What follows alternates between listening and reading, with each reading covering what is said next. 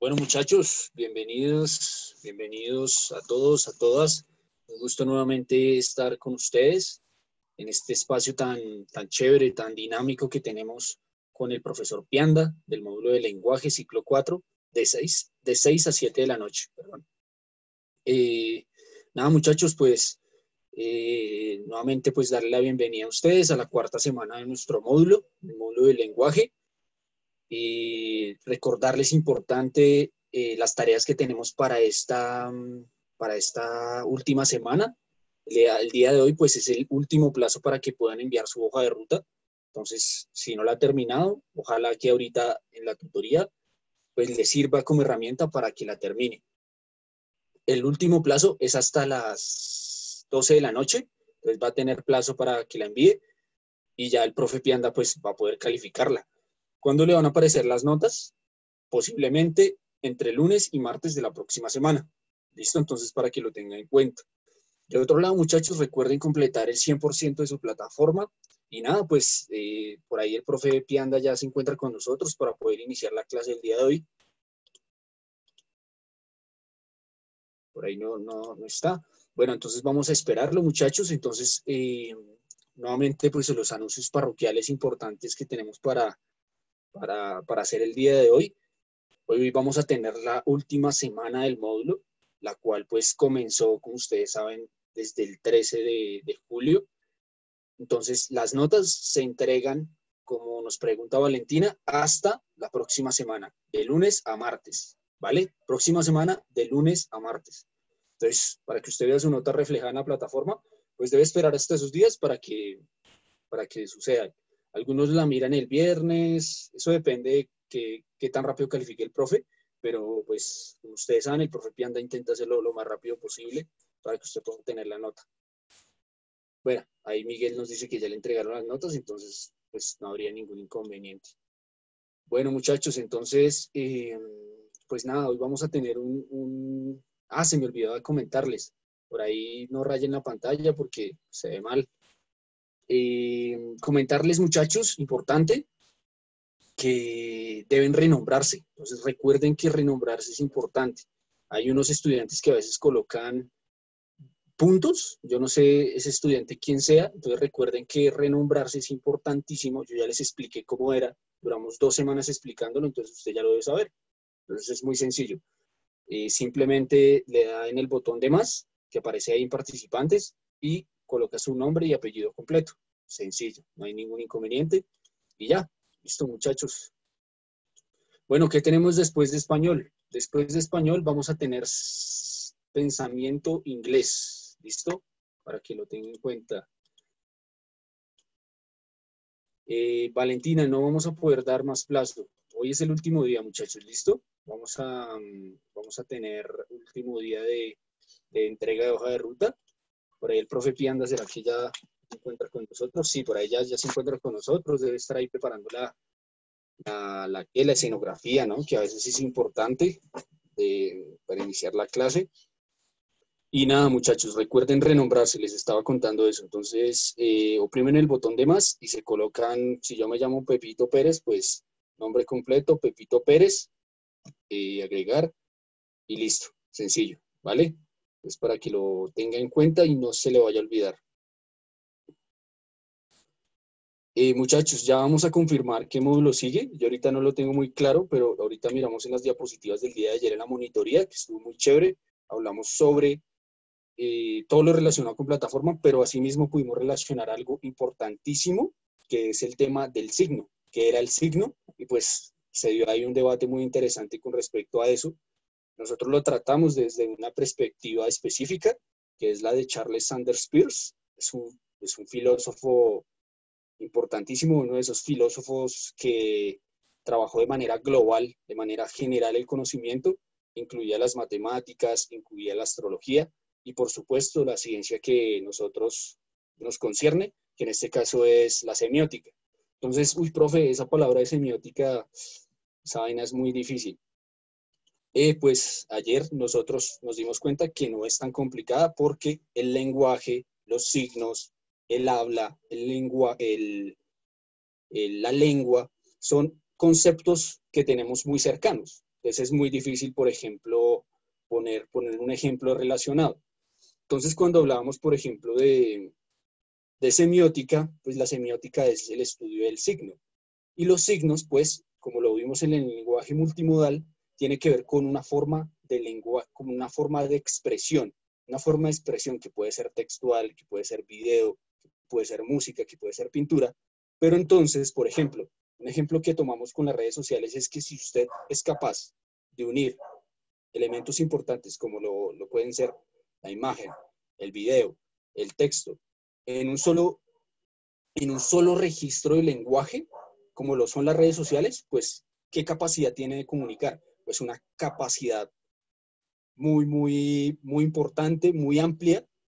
Entonces eso es muy interesante relacionarlo por ese lado. Paula Tejada nos dice que eso equivale a 80 puntos. Sí, Paula, equivale a 80 puntos, no, sino a 80% de la nota, ¿vale? 5 estrellas son 100, 4 son 80, 3 son 60, así sucesivamente. Entonces, ya ahorita al finalizar les voy a confirmar lo que les había sobre el módulo siguiente, ¿listo? Que es importante también para que ustedes se vayan como revisando esos apuntes que tienen de colegios pasados, de profesores pasados, ¿listo? Entonces, no sé si el profe Pianda ya se encuentra aquí, por ahí. Sí, hola Andrés, buenas tardes para todos, bienvenidos nuevamente a nuestro espacio virtual. Como siempre ustedes saben que tenemos todo un compendio, ¿no? De información, contenido y demás, que pues hoy no es la excepción, ¿no? Ya en nuestros últimos encuentros, entonces bienvenidos. Hay un paréntesis que hay que hacer y es obligado frente a todo este tema que estábamos con Andrés recapitulando, bueno, él estaba recapitulando, ¿no? El tema de la semiótica, los signos, ¿no? Hay algo que hay que mencionar acá y hay que destacar hoy. Esto es necesario destacarlo, ¿sí? Yo no tengo otro camino ni otra, digámoslo, paso por seguir que no sea este, porque es justo y necesario antes de, como tal, entrar a la temática de la clase que ya cierra, ¿no? Y pues partimos de la importancia de la información de hoy, ¿no? Que nos llena de una alegría y un tácito inconcebible. Yo creo que es algo que está trascendiendo el espíritu y las almas de muchos colombianos acá presentes. Yo voy a compartir con ustedes un espacio un tanto musical y reflexivo porque estoy feliz, por primera vez tengo que sentirme feliz hoy, ¿no? Tengo como un catarro feo que ya se me está quitando. Afortunadamente yo me daba por COVID ya, pero no, se me está quitando y además de eso me llega este noticiononón, ¿no? Que está transformando la idea de pronto de justicia en esta nación. Esperemos a ver qué pasa, ¿no? No vamos a entrar acá a hablar nombres ni a decir cosas, pero tocaba mencionarlo, tocaba traerlo, tocaba destacarlo. Yo estoy muy feliz por eso. Ha valido la pena seguir vivo, ¿no? Entonces, nada, muchachos, estamos acá y estamos felices, estamos muy contentos y con eso tenemos que relacionarlo con lo que nosotros hacemos acá. O sea, esto es inevitable, ¿no? Hay que relacionarlo con lo que nosotros somos como colombianos, como pueblo, como nación. Es justo y necesario hacer una reflexión social, ¿no? Estamos entrando en un periodo donde ustedes, que son estas personas que se están preparando para el futuro, que ya viven un presente lleno de tanta incertidumbre y tantas situaciones,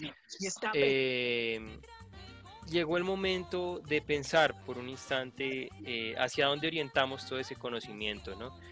En este punto tan clave de la historia nacional, ustedes deben aprovechar todo esto de semiótica, de lenguaje, de sociales, de naturales, ¿sí?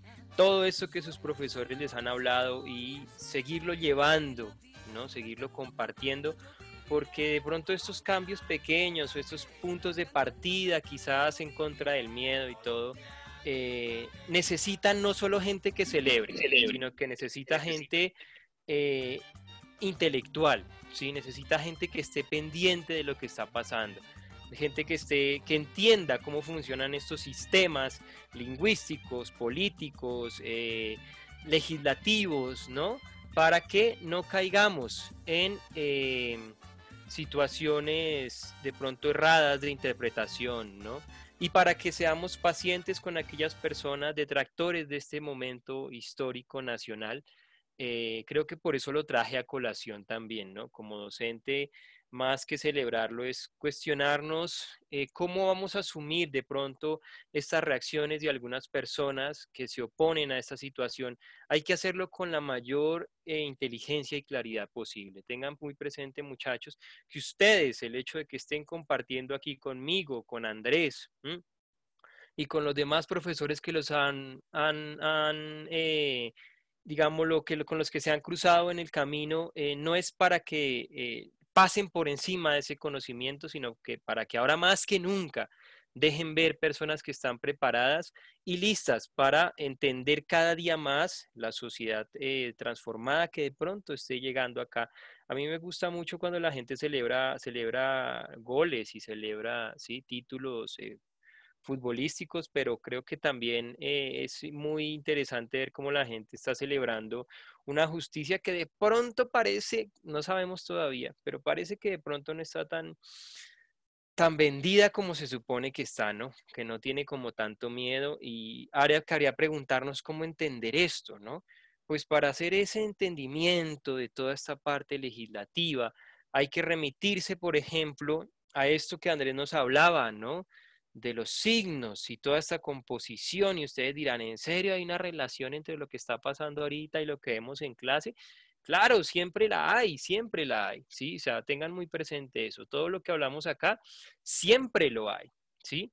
Entonces, pensemos que hay algo muy importante y es que su profesor, o sea, el que le van a poner las botas al revés, plantea este punto de discusión no como porque tenga algún, digámoslo, origen académico o algo así, digámoslo, específico de acá de Cuepa, ni mucho menos, no, es mi punto de partida. ¿M?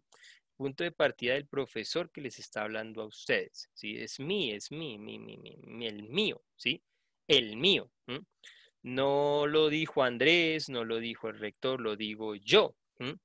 Partamos de ahí, ¿sí? Para entender un poco cómo funcionan las políticas. Yo tenía un tema ahorita con Andrés, pero por esta situación hay que hacer un ajuste pequeño, ¿sí? Hay que hacer un ajuste un tanto, digámoslo, delicado con el tema. Vamos a darle la vuelta a la situación porque vamos a hablar de Latinoamérica, ¿sí? Yo había hablado con Andrés anteriormente y me disculpo porque yo le había ya hecho una propuesta temática que pues con esta situación decidí cambiarla para que tuviéramos un entendimiento más amplio de la situación social que se está viviendo y de dónde tenemos que entender todo esto, ¿sí? Entonces, partamos un poquito de ahí. Vamos a arrancar de una visión que a nosotros se nos ha olvidado, o más o menos la tenemos muy presente, pero es un tanto diversa, y es la autora de muchos productos literarios. En esta última parte de las sesiones cerramos con literatura, ¿listo? Y para entender un poco la literatura que se hace acá, en este tiempo y en los tiempos pasados de Latinoamérica, tenemos que entender un origen social de esa Latinoamérica, ¿sí? Vamos a hablar un poco de la visión latinoamericana. ¿M? Y cuál es la repercusión de la historia de América Latina sobre nosotros como seres humanos. ¿M? Y por qué, por ejemplo, arrancar de esta forma, hablando de un personaje con un historial un tanto dictatorial. ¿M? Pues porque es necesario. Mucha de la literatura del futuro y del presente relaciona a este personaje tan cuestionado y relacionará a otros de esa forma. Entonces vamos a ver un poquito esto de la literatura latinoamericana, primero entendiendo el punto de partida, ¿no?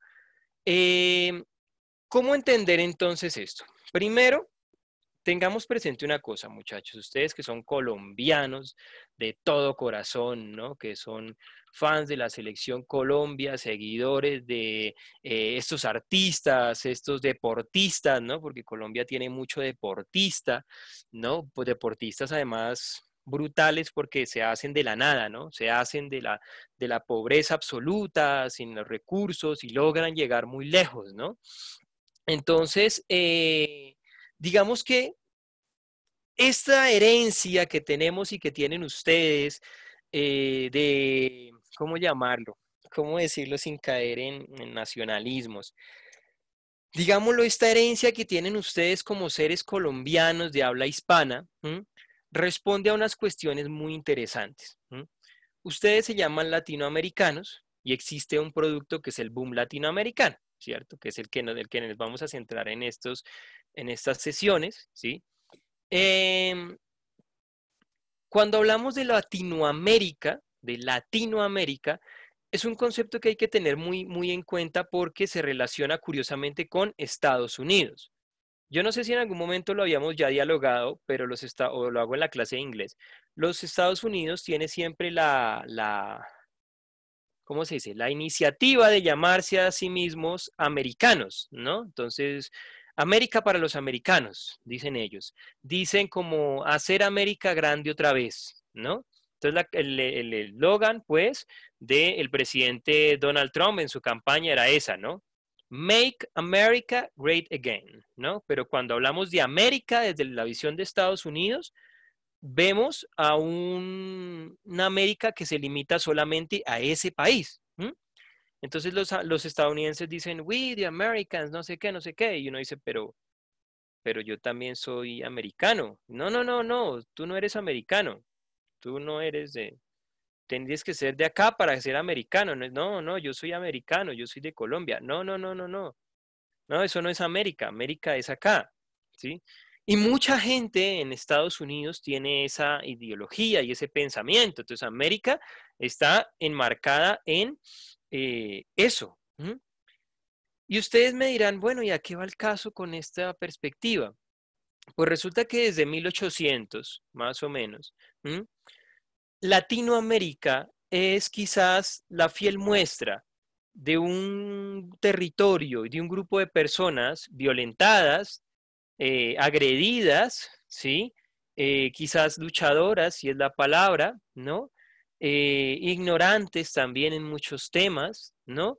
Y sobre todo víctimas de una serie de atropellos por parte de naciones como por ejemplo Estados Unidos.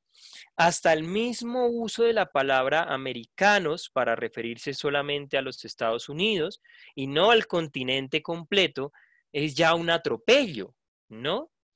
Entonces, uno diría, ¿qué pasó? ¿En qué momento sucede esto? ¿No? Y aparece en algún momento de la historia la idea de Latinoamérica, ¿no? Refiriéndonos a los países que no hablan inglés. ¿M? Y que tampoco hablan francés. O sea que quitamos a Canadá y quitamos a Estados Unidos, ¿no? Entonces, los latinoamericanos somos los que hablamos español, portugués y en algunas zonas del sur de América, en algunas zonas de las como las Antillas francesas, también se incluye ese título de Latinoamérica, ¿sí? Digamos que desde el punto de vista lingüístico, esto se refiere a todos los países de América del continente que hablan las lenguas romances. ¿M? O sea, francés, portugués, español. ¿M? ¿Se acuerdan del árbol que vimos y todo ese cuento? Toda esa derivación que nos lleva a tener español, portugués, francés, pues son las lenguas romances. ¿M? Ahora, preguntémonos entonces, partiendo de esto, toda esta discusión y esta temática, ¿qué pasa con el llamarse Latinoamérica o llamarse América? ¿Será que eso afecta en algo? ¿Será que eso nos mueve de alguna forma? ¿Sí? ¿Será que no llama o quitarnos la palabra latinoamericano nos cambiará en algo la existencia? ¿Ustedes qué piensan? ¿Qué piensan? ¿Será que decirnos americanos o latinoamericanos tiene alguna repercusión cultural o social aparte de ser algo lingüístico? ¿Ustedes qué opinan, muchachos? Vamos a leer un poco acerca de este tema. Este tema va a terminar más desencadenado en ustedes porque tiene una pregunta muy grande, muy difícil, ¿sí? Tiene una pregunta enorme y es, ¿cuál es el camino de esos latinoamericanos? Esa es la gran pregunta ícono de esta clase siempre y siempre lo ha sido así, ¿sí? Dice Mauricio, nos hace pertenecer a un grupo cultural. Bueno, sí. ¿Qué más? Porque ¿cuál será? Si yo me quito la marca latinoamericano a la hora de la verdad, ¿qué hace? ¿Sí? ¿Qué hace? ¿Mm? ¿Qué hará? ¿Será que simplemente una limitación en las lenguas romances? Entonces los americanos son los que hablan las lenguas anglosajonas y los latinoamericanos son los que hablan las lenguas derivadas del latín. ¿O qué? ¿Mm? ¿Qué sucede ahí? ¿Mm? ¿Dónde están esas cuestiones que nos podríamos, digamos, conectar de ahí? Que parten primero de tener en cuenta una cosa muy importante, ¿m? Y es, como lo dice Mauricio, nos hace pertenecer a un grupo cultural, ¿sí? ¿Qué quiero decir? El hecho de que los americanos hayan, digámoslo, tomado esa palabra para nombrarse a sí mismos, ¿sí? Los estadounidenses hayan dicho, ahora somos americanos nosotros, ¿m? Parece que hubiera dejado un vacío cultural en el resto de los países. ¿M? Tanto así que aparece este Latinoamérica para empezar a definir, ¿no? Para empezar a hablar de un bloque de países que no tuvo una historia parecida. ¿M? Y cuando uno analiza estos países latinoamericanos, se da uno cuenta que estas naciones emergentes han sido víctimas directa o indirectamente de aquel país que se consideró América en su totalidad. Es decir, directa o indirectamente han sido víctimas de Estados Unidos. ¿Mm? Y esto lo traigo a mención porque la literatura latinoamericana tiene un trazado de eso, ¿sí? Tiene un trazado de esa exposición de esa, digámoslo, de esa, ¿cómo decirlo? De ese ataque que ha hecho Estados Unidos bajo una idea, digamos, un tanto ya muy descabellada y muy ya trastocada, de suponer que puede libertar o tomar decisiones sobre todo un continente, ¿no? Entonces, esto de Estados Unidos y Latinoamérica parece un enfrentamiento donde siempre gana una parte y es la parte norteamericana. ¿Mm? Aquí hablamos de los años 1776 y de ahí para allá, es decir, hablamos de una independencia de Estados Unidos. ¿Mm? Y con esa independencia de Estados Unidos, ¿sí? Estos territorios empiezan a identificarse como americanos, ¿no? Americanos. ¿Eh? Entonces Estados Unidos empieza a usar mucho esta expresión americanos y se vuelve un gentilicio cotidiano, pero, esto va más allá de una simple palabra, ¿sí?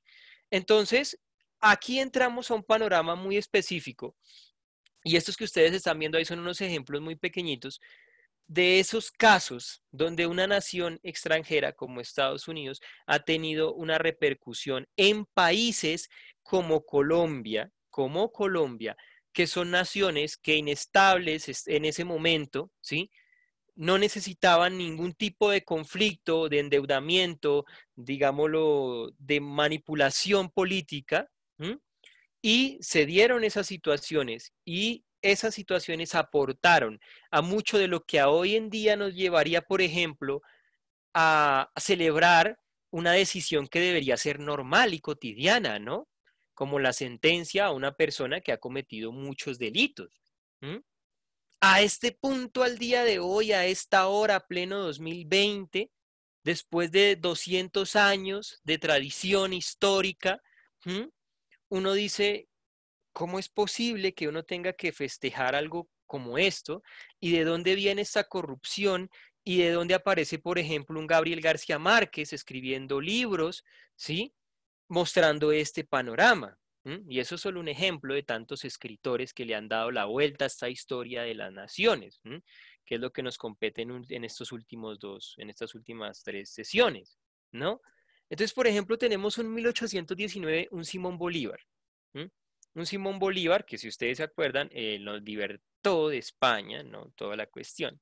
Se supone que Florida, la parte de Estados Unidos del sur, ¿sí? Acá en el Océano Atlántico, estaba conquistada por España también. Era de España, era una región de España, ¿no? Cuando Estados Unidos se independiza es algo muy pequeño, en realidad es una tierra muy pequeña. Otra parte le pertenecía a España, ¿m? Una sección gigante de México y otra sección de la Florida, ¿no? Pues Simón Bolívar dice, pues vamos a ayudar a la parte de Florida, entonces vamos para allá.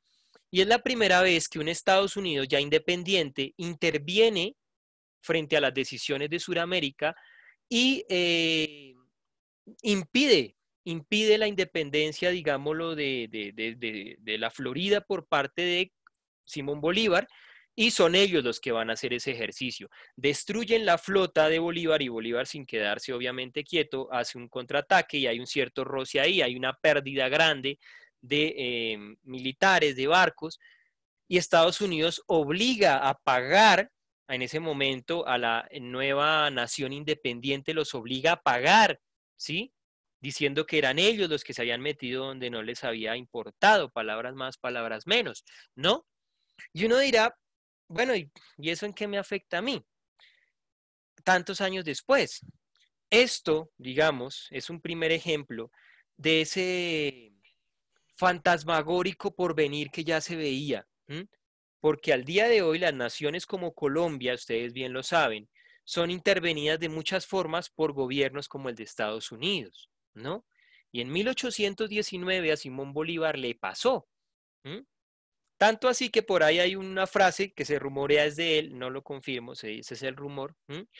Y ese ejemplo, junto con este de Argentina, ¿m? De Argentina, que es un clasicazo, ¿sí?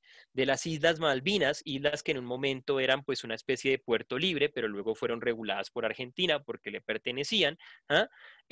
Tomaron por prisioneros, digámoslo, a un barco de estadounidenses que estaba ilegalmente pescando ahí. Estados Unidos envía una flota para que ataque de forma violenta y salvaje y desmedida a Puerto Soledad. ¿Mm? Y con ese acto, digámoslo, violento, además de llevarse a varios argentinos como rehenes, ¿m? Estados Unidos empieza a reclamar una idea de poderío absurdo sobre estas naciones.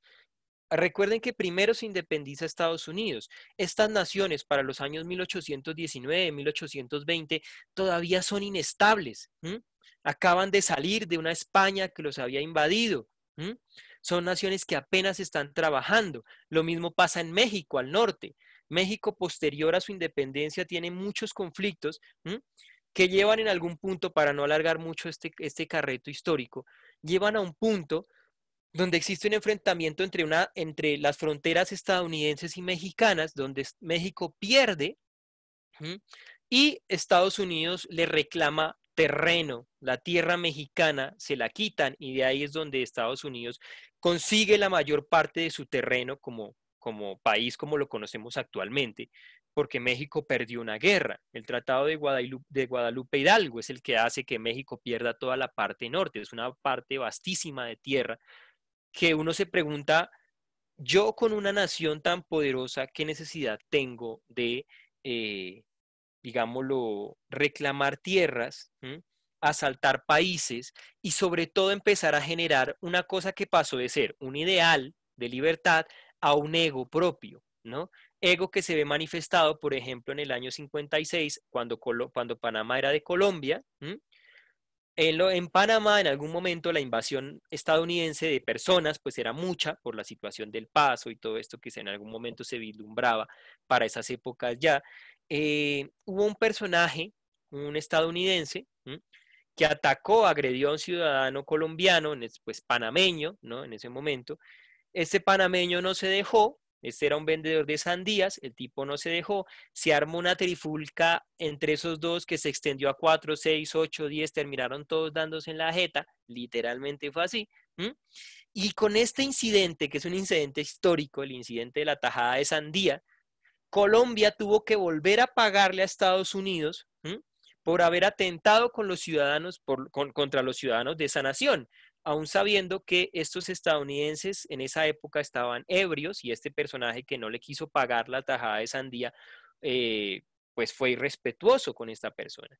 Entonces fíjense cómo se empieza a labrar toda una historia desde por allá atrás en un conflicto externo y ahora además de eso, desgraciadamente sumémosle todos los problemas que tuvieron estos países para gobernar. ¿Mm? Todos estos países que tuvieron estos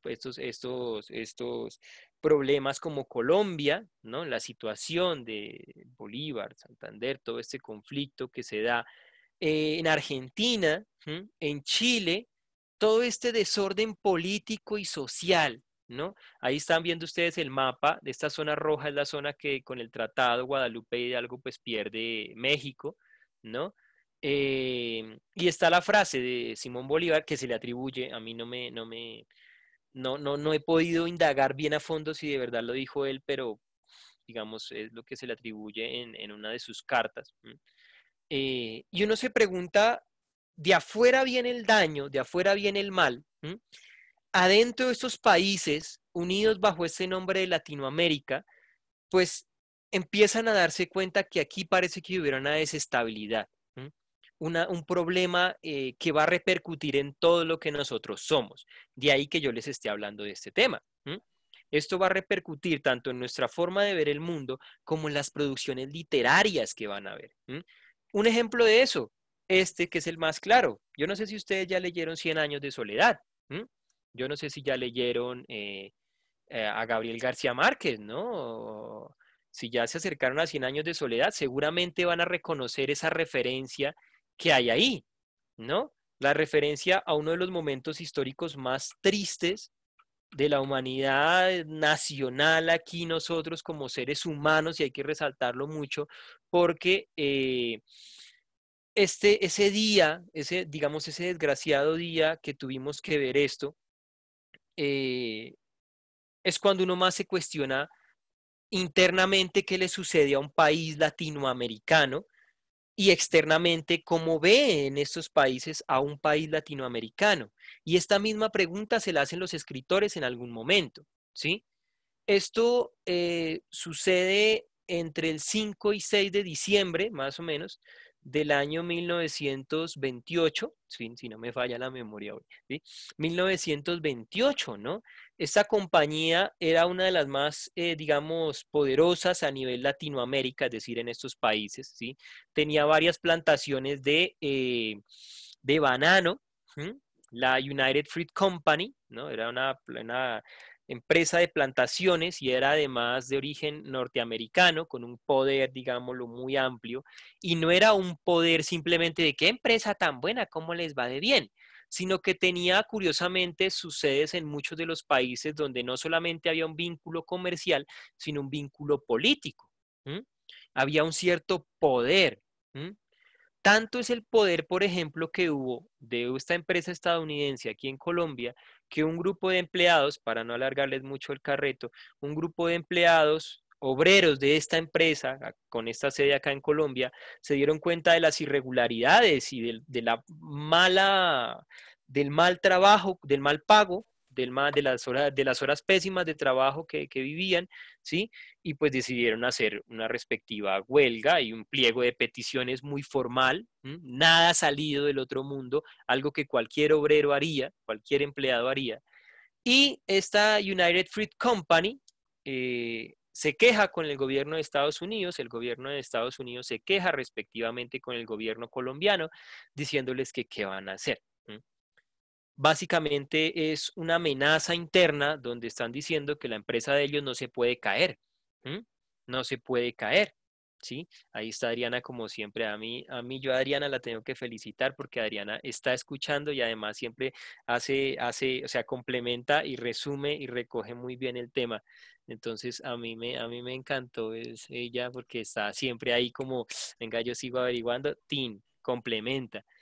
Entonces, Profe, señor. profe, a propósito de lo que decías y relacionando pues al acontecimiento que estamos viendo actualmente, que muchos celebran y que posiblemente pocos se sienten tristes con esa noticia. Hay un caso de lo que ha sucedido con lo que conocemos como boom latinoamericano, y es la creación de un tribunal que fue precedido por un autor muy importante en la filosofía, que fue Bertrand Russell, que creó el tribunal Bertrand Russell. Entonces tiene relación porque de alguna manera ese tribunal fue creado por, para poder indagar la culpabilidad de los Estados Unidos con respecto a a la invasión y a la guerra de Vietnam. Entonces es muy Ujú. interesante relacionarlo ahí porque incluso esa justicia que, de manera, que de manera violenta llegó a instaurarse a América Latina en el periodo de la colonización, pues es una imagen y de alguna manera un remanente de lo que tenemos ahora, ¿sí? Y nos ha tocado, por ejemplo, uno de los autores que constituyó ese tribunal fue Julio Cortázar y Gabriel García Márquez, dos autores importantísimos, pero lo que hizo ese tribunal fue, de alguna manera, generar un compromiso con la justicia, pero de una manera independiente. Y el resultado de ese tribunal es muy interesante.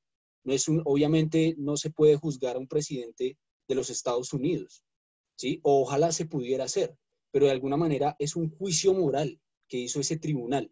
¿Y cómo lo hizo? A través de, por ejemplo, un texto muy pequeño que yo se lo recomiendo de manera personal, de Julio Cortázar, en donde Julio Cortázar escribe una historieta que se llama Fantomas. Entonces ahorita, si quieres, yo se los paso. Fantomas, donde describe la vinculación o la relación que tiene, por ejemplo, Estados Unidos con las multinacionales y cómo las multinacionales se vinculan en el caso del ejemplo que tenemos con las bananas United Fruit Company. Entonces es muy interesante ese dato. Exacto. Digámoslo, esta acotación, por ejemplo, llevándola a nivel global, ¿no? En el caso de Vietnam, es una muestra de precisamente ese ejercicio que ha venido haciendo una nación extranjera sobre una nación como esta, una nación que, fíjense con esto de las bananeras, que como lo veníamos hablando, la orden de Estados Unidos fue como, bueno, controle esa gente porque si no aquí va a haber un problema y no les va a ir muy bien con esto. Entonces miren a ver cómo arreglan. La solución del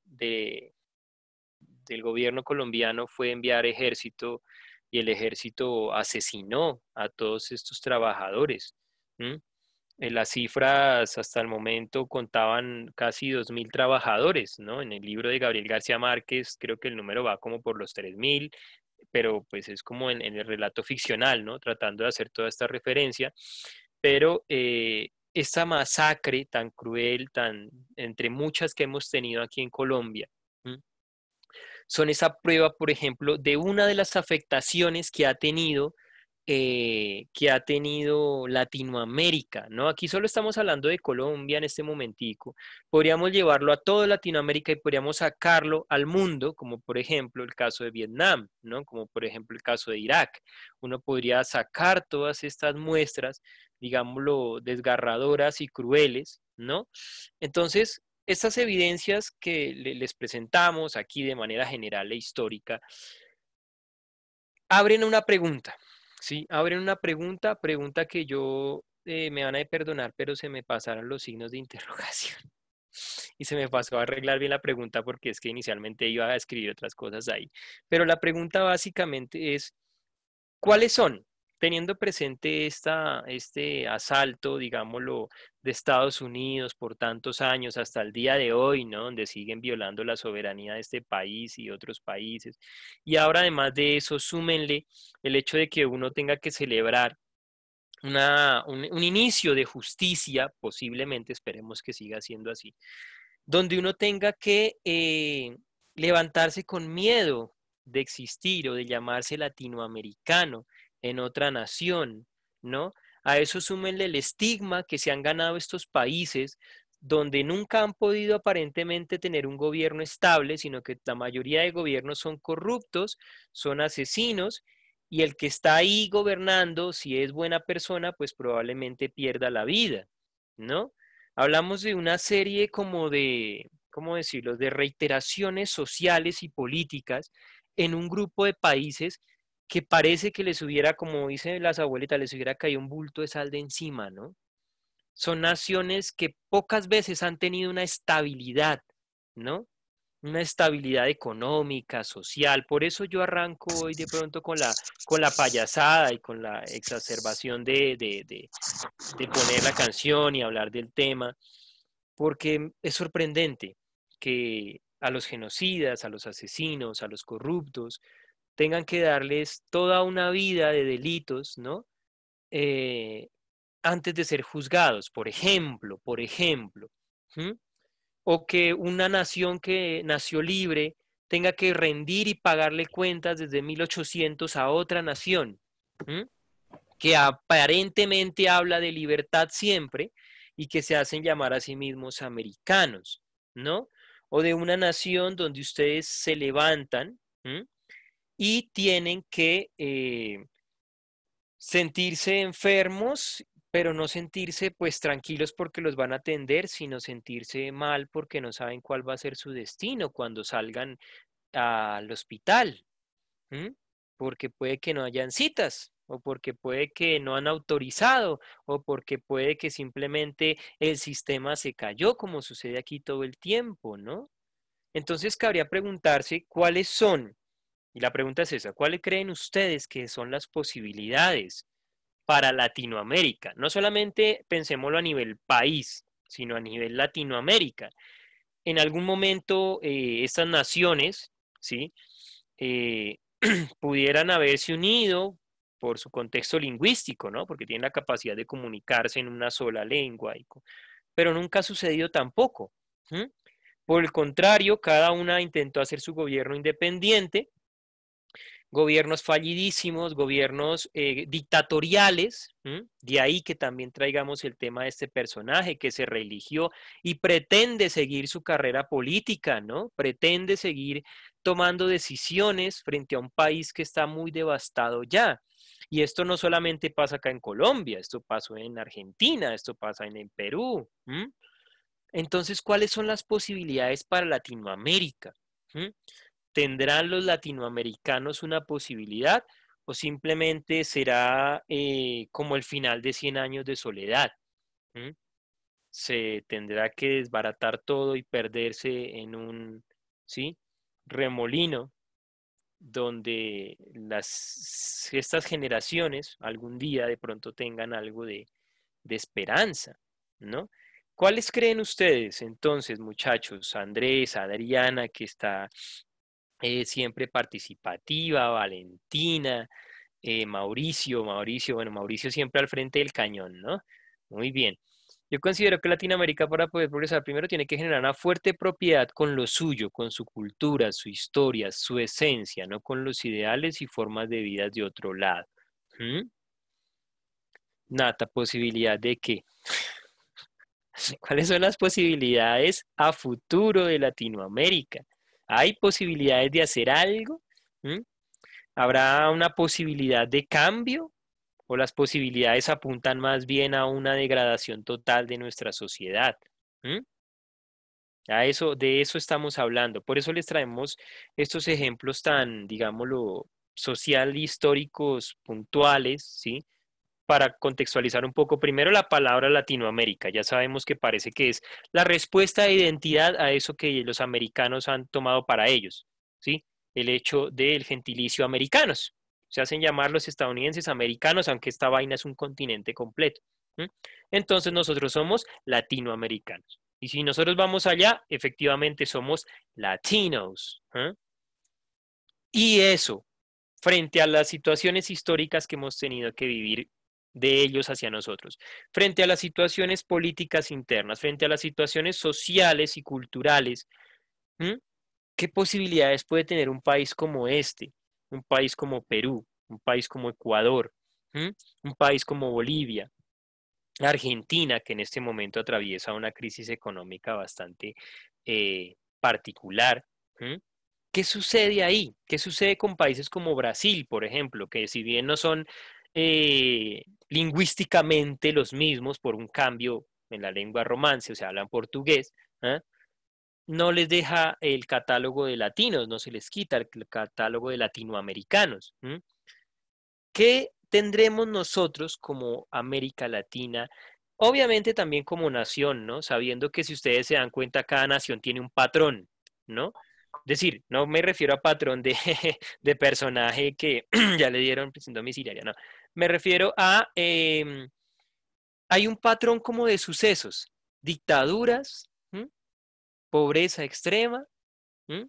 Problemas de educación, de salud, es decir, o sea, problemas medioambientales, pero paradójicamente hay una variedad absurda de recursos, ¿no?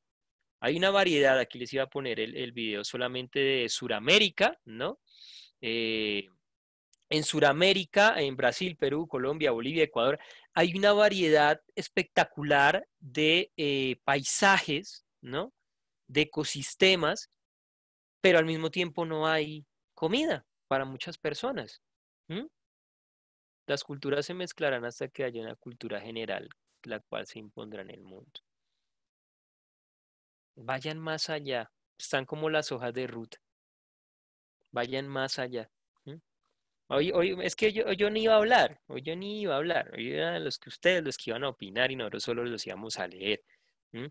Ahí, bueno, Mauricio ya nos hablaba, ¿no? De su cultura, que debemos como buscar una especie de identidad y apropiación fuerte, ¿no? Es lo que Mauricio nos planteaba. ¿Mm? Cada vez se pierden más las costumbres y se trata de ser una persona general, como todos. Las culturas, todos los países tienen las cuatro estaciones menos Colombia. Totalmente desacertado ese comentario. Colombia, ¿qué posibilidades tiene? Es una pregunta que yo respondería con el ensayo y la franja amarilla. Bueno, bien interesante la franja amarilla. Dice, no todo es malo, pero tradicionalmente hay desbalance constante entre gobierno y pueblo, pero es el pueblo quien hace la historia y atesora las tradiciones gastronómicas folclóricas para quienes en el mundo por descubrir. Nada, profe Andrés, usted que siempre es un crítico también social y también tiene una perspectiva bien amplia de la situación. Vamos a formularle la pregunta a su profe Andrés, para que vean cuál es de pronto la perspectiva y se vayan guiando. Profe, ¿usted cuáles cree que son las posibilidades para Latinoamérica, teniendo en cuenta la situación actual a nivel latinoamericano y pues todo este recuento histórico que nos deja ver unas naciones inestables tanto por lo de afuera como dentro de sí mismas? Pues es muy interesante la pregunta y es asimismo muy complicada porque yo veo que en algún sentido ya es una perspectiva muy crítica. No podría llegar a creer que los medios de comunicación incluso nos han hecho creer que nosotros, por ser el país más biodiverso, que generalmente la pregunta o la respuesta se enmarca desde esa lógica, ¿no? Ahora, si uno se sigue respondiendo de la misma manera, si uno sigue diciendo siempre lo mismo, repitiendo lo que dicen los medios de comunicación sobre yo cómo me percibo como nación, pues posiblemente no voy a buscar la salida. Ahora, o no la salida, sino más bien difícilmente voy a poder contribuir a que esa posibilidad que puede llegar a ser, pues yo sea un protagonista real, ¿sí? De esa contribución.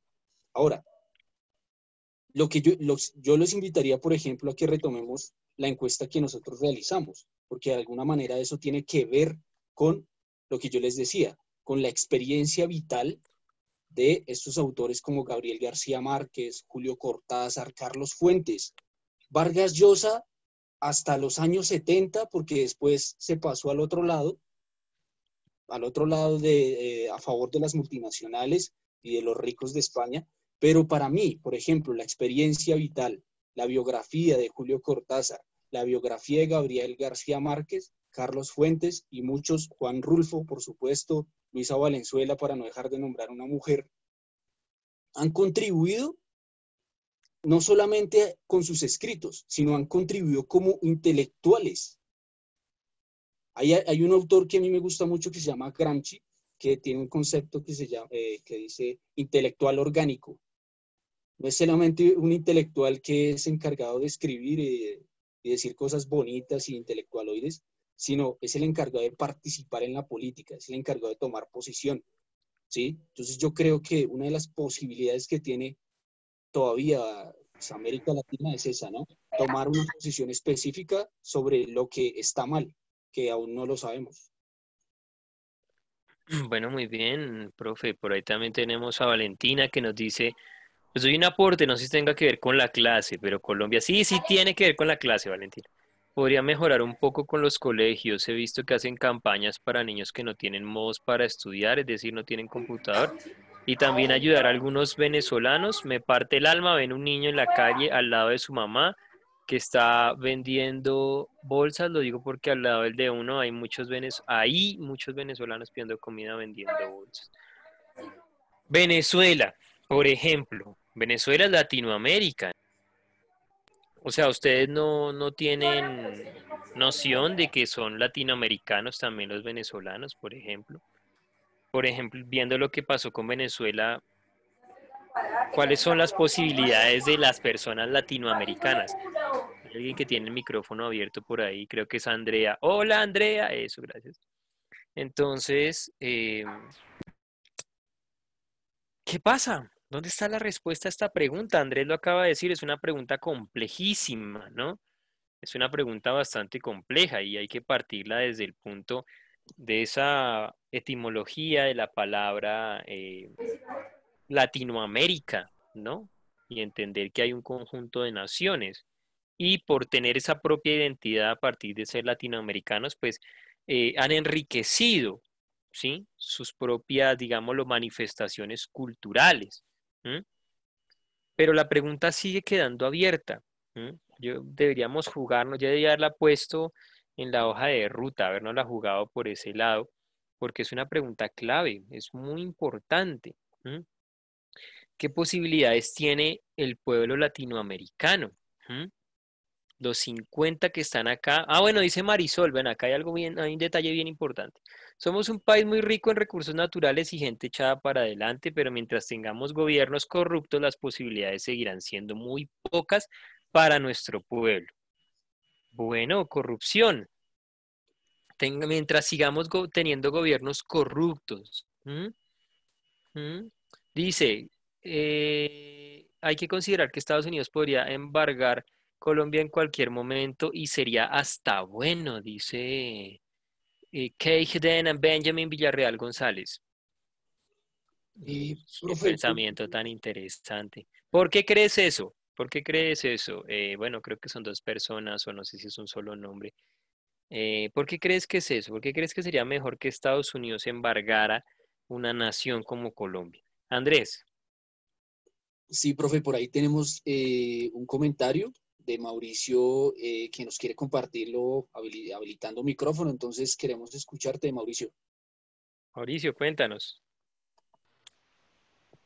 Bueno, profe, pues con respecto a lo que decía Marisol y a lo que dicen los hermanos Villarreal, yo considero que para cambiar Latinoamérica, primero debemos cambiar desde nosotros mismos, porque es muy fácil como tal decir que es por culpa de gobiernos corruptos, que es por culpa de la intervención de Estados Unidos, que es porque el sistema está amañado y no nos deja progresar.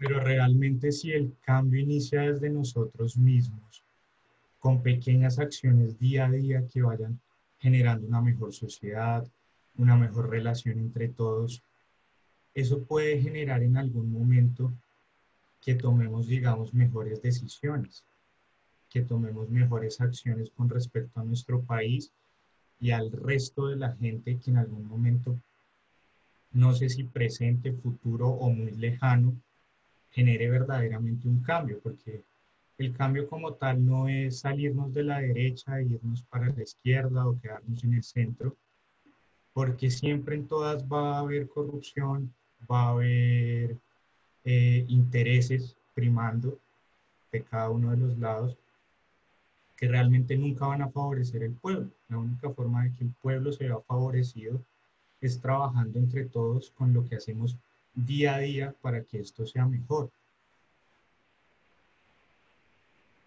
Esa es mi participación, profe. Gracias, gracias. Yo opino que en Amazonas será un punto blanco para conflictos armados entre pueblos. Bueno, ahí este panorama, digámoslo, la idea de hoy era abrirlo. eh, esta puerta, las opiniones es más de ustedes que de nosotros. como Mauricio, por ejemplo, ya lo acaba de plantear, ¿no? Plantea un cambio individual. ¿M? Sin embargo, ¿qué sucede contra todo este panorama, digámoslo, en términos mediáticos, como Andrés lo planteaba ahorita, ¿sí? Y en términos de las posibilidades de tener conciencia de ese cambio como latinoamericanos, como colombianos que somos. ¿M? ¿Qué quiero decir? La educación no favorece en muchos sectores, ¿no? Las horas de trabajo y algunos, obviamente algunas labores, no favorecen ningún espacio, por ejemplo, de búsqueda de esa conciencia individual, ¿m? Frente a la sociedad y a lo que pertenezco. Ya habíamos mencionado los medios, ¿no? La televisión, la radio, que es de lo poquito. ¿Se acuerdan que hablábamos al principio de todo esto? Que una persona que no está muy acostumbrada, por ejemplo, a leer, pues, y además de no tener ese hábito, está trabajando de sol a sol, ¿no? ¿Qué puede llegar a hacer a su casa? Pues no va a llegar a sentarse a leer a todos, pues, estos productores literarios y a todos estos pensadores. No, llega a descansar y es totalmente válido, ¿no? Entonces, ¿qué sucede? Esto parece un bucle, ¿no? Parece un bucle. ¿M? Hagan la reflexión sobre eso, a ver si pueden. Mañana, que ya entraremos al terreno de los autores, miraremos si ustedes tienen una respuesta desde ustedes, lo que son ustedes, como ciudadanos colombianos, latinoamericanos, de lo que son ustedes a cuáles son las posibilidades, ¿sí? O más bien, si quieren cambiar al futuro para Latinoamérica. ¿M? ¿Cuál podrían ser? ¿Qué podría pasarle a estos países? ¿M? Que los embargue una nación extranjera, lo cual sería sumamente lamentable. ¿M? ¿O qué puede pasarles a estos países? A ustedes están hablando de corrupción, por ahí están hablando de un cambio individual. ¿Será que esa es la marcha para poder, digamos, generar una transformación social? ¿O definitivamente las posibilidades apuntan solo a lo negativo? Échenle cabeza a eso porque ustedes son ciudadanos colombianos, son latinoamericanos, y hagamos esa reflexión en torno a Latinoamérica para poder entender un poco a estos escritores de este momento de los años 70 que van a ser los de el boom latinoamericano, como se les llama, a este movimiento literario propio de estos pueblos. Entonces, Andrés, no sé tú qué más tengas que decir. Pues nada, no, pues muchas gracias por esta clase tan interesante, profe. Lo que yo quería decirles otra vez, muchachos, se los decía el día de ayer. Hay una famosa tesis de un autor que a mí me gusta mucho, que dice más o menos así: los filósofos han intentado interpretar la realidad de distintos modos. De lo que se trata es de transformarla.